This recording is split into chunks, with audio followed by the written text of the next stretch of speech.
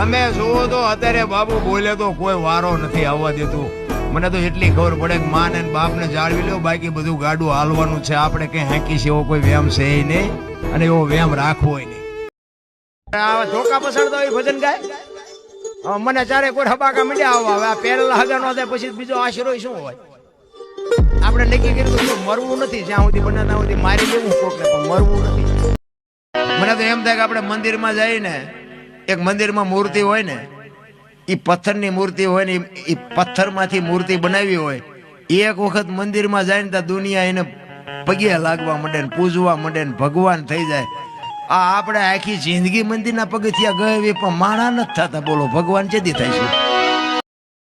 જેના મોહાળમાં અને જેના કુળમાં પાણી હોય ને ત્યાં પટાધર જન્મે, બાકી ખહુરિયા જો એમાં લાંબુ હોય નહીં.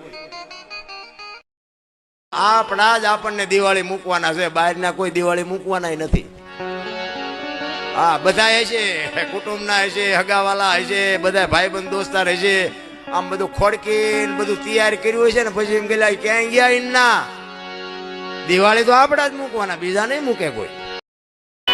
અત્યારે અમને બધાને કલાકાર કહેવાય. અમને આ બધું જે કરે છે ને કલાકાર નો કહેવાય, આ બધા ભગત કહેવાય. કલાકાર તો આપણા ભેગો બેન આપણું કરી નાખે એને કલાકાર કહેવાય.